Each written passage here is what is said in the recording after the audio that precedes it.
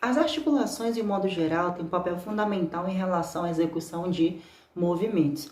E os joelhos, obviamente, não poderiam ficar de fora desse exemplo, até porque cotidianamente nós precisamos caminhar, correr, saltar. E nesse trabalho, nessa apresentação, abordaremos estruturas intracapsulares, mas especificamente o famosíssimo ligamento cruzado posterior. Além disso, também será abordado a parte de lesão desse mesmo ligamento, bem como também análises ortopédicas, no caso como o teste da gaveta posterior. Eu me chamo Rui Dunkley e juntamente com a minha colega Thalia Cardoso apresentaremos esse trabalho. Vem com a gente! No que concerne a esse eixo temático, foi desenvolvido um artigo, o teste da gaveta posterior, que temos como objetivo expor a importância do rastreamento das lesões ligamentares, em específico a lesão de ligamento cruzado posterior. A metodologia do nosso trabalho está associada ao estudo do banco de dados da Cielo, da PubMed e também da Lilacs, a fim de evidenciar o papel crucial estabilizador do ligamento cruzado posterior, bem como as lesões que podem acometê-lo e o papel importante do diagnóstico por meio do teste da gaveta posterior. Os membros inferiores têm importância primordial na nossa locomoção, sustento da carga, equilíbrio. E os joelhos têm um papel fundamental em relação a esse movimento, pois é ele que vai comunicar ao nosso fêmur à tíbia, articulação fêmur-tibial, o tíbio-femoral. E dentro de uma cápsula sinovial, já que a articulação é sinovial, concentra-se alguns ligamentos, que tem papel fundamental de estabilizar o joelho e limitar alguns movimentos, e também dar sustentação a essa articulação. Em específico, abordaremos o papel do ligamento cruzado posterior frente à motilidade, frente a essas funções motoras e biomecânicas do joelho, pois ele que vai fazer com que não aconteça uma hiperflexão de joelho e a lesão nesse ligamento cruzado posterior pode dar ao paciente uma sensação de perna solta, que por meio da anamnese, por meio da semiologia ortopédica, nós podemos posteriormente identificar pelo método do teste da gaveta posterior algum tipo de lesão nesse ligamento, bem como os graus de lesão que podem acometer essa estrutura. Por isso, é de suma importância que o profissional da saúde tenha conhecimento desse teste em específico, pois por meio dele ele pode verificar se há algum tipo de lesão, se o paciente sofreu algum tipo de lesão que acometeu outras estruturas e também descartar algum outro tipo de patologia associada à lesão, ao trauma que o paciente sofreu. Nos casos de lesões no joelho, seja por trauma direto, seja por entorse, seja por algum tipo de trauma que aconteceu, que pode ter lesionado as estruturas ligamentares do joelho, o paciente vai chegar para buscar assistência médica e o profissional de saúde em questão deve ficar muito atento em relação à semiologia ortopédica, à anamnese do paciente, pois por meio dessa história eu consigo verificar o perfil do paciente, qual é o estilo de vida dele, quais são os hábitos diários, se ele tem algum tipo de vício e como foi que aconteceu esse trauma, essa lesão no joelho.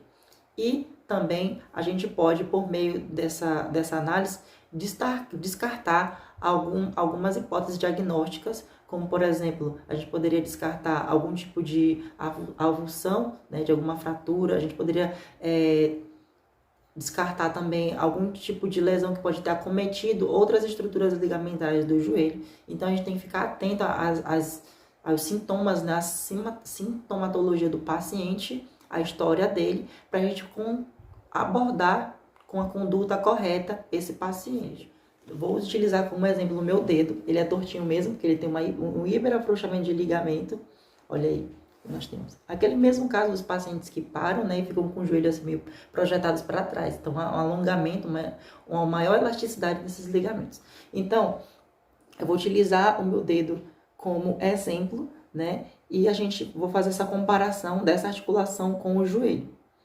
Então, o papel do ligamento cruzado posterior, imaginemos que essa seja a região anterior, a região frontal, a coxa, o joelho, a tíbia, a perna. e aqui a gente tem a região posterior do joelho, a parte de trás do joelho. Então, o ligamento cruzado posterior, que fica nessa porção, né, posterior do joelho, ele tem a função de evitar que o joelho faça um movimento de hiperextensão, né? Ele não vai para frente, ele tem um limite de mais ou menos no ângulo de 180 graus, né? A gente tem aqui um ângulo de 180 graus. Nesse caso, no joelho, a gente tem os ligamentos, né? Ligamentos cruzados, famosíssimos, ligamento cruzado posterior e ligamento cruzado anterior. Ele tem esse papel. A gente pode também fazer a comparação dessa articulação com o cotovelo, só que no cotovelo a gente tem uma barreira física, que é uma barreira óssea, que é uma estrutura chamada de olecrano. Ela faz com que não haja um movimento exacerbado, né, de extensão do braço, e assim a gente tem essa limitação física, no caso uma limitação óssea, né, uma barreira óssea. Já nos joelhos a gente não tem uma barreira óssea na região posterior que impeça esse movimento exacerbado. Então, a gente tem a presença dos ligamentos. E esses ligamentos, eles podem, assim como outros ligamentos, sofrer entorses, né, lesões. E essas lesões podem ter graus distintos. Podem ter vários tipos de graus e a gente pode verificar isso por meio do teste da gaveta posterior.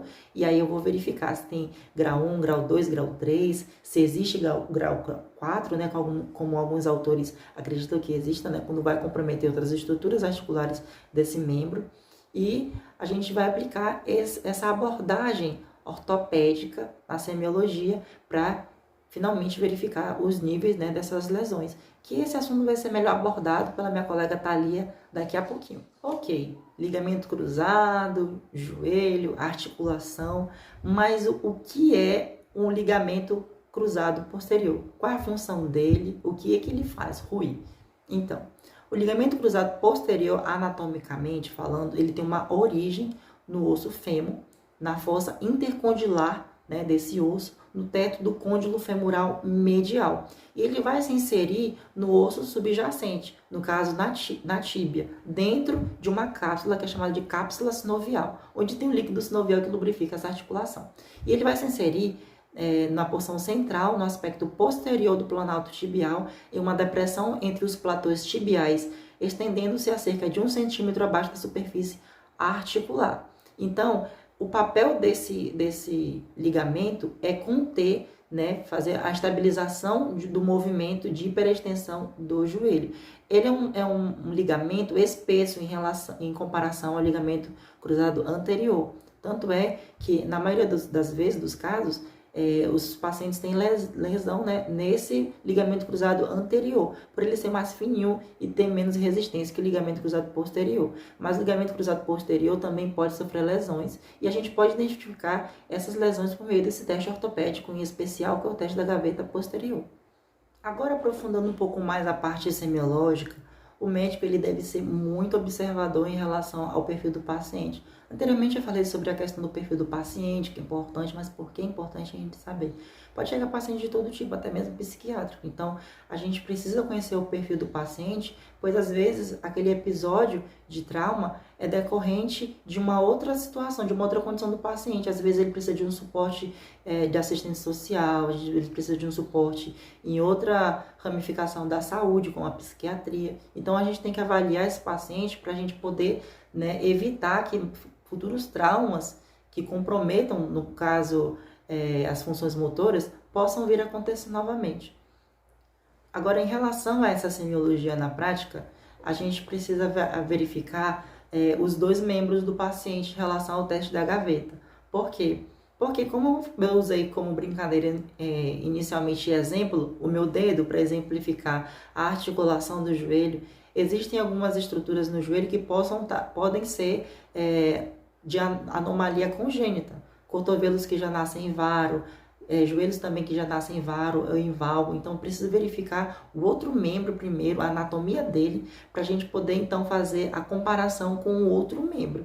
Então, se o paciente chega com queixas de, tô com sensação de perna solta, mas tiver rubor, tiver dor, né, no caso as algias, se tiver inchaço na região, né, e a famosa sensação de perna solta, eu já posso imaginar, né, ter uma hipótese diagnóstica dessa lesão nessa região específica, nessa estrutura que é o ligamento cruzado posterior.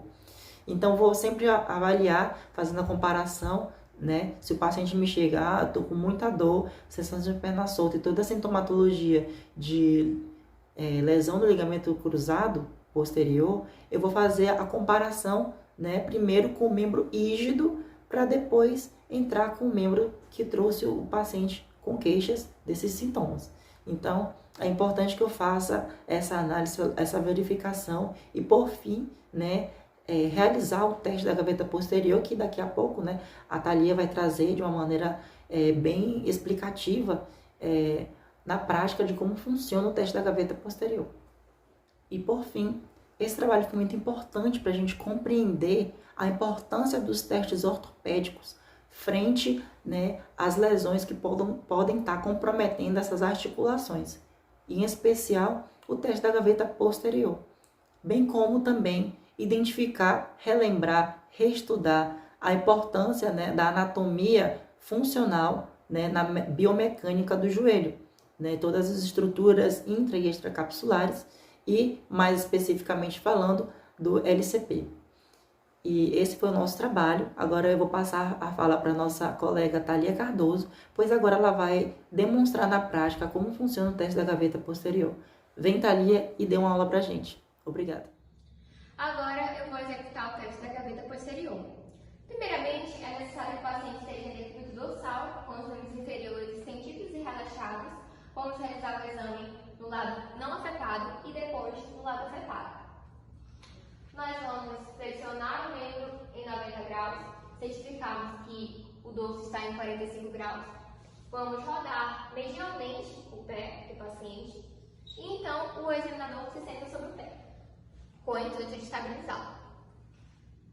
Vamos colocar ambas as mãos sobre o joelho, os primeiros quirodápicos sobre a linha interarticular do fêmur e da tíbia e o restante dos dedos sobre a panturrilha.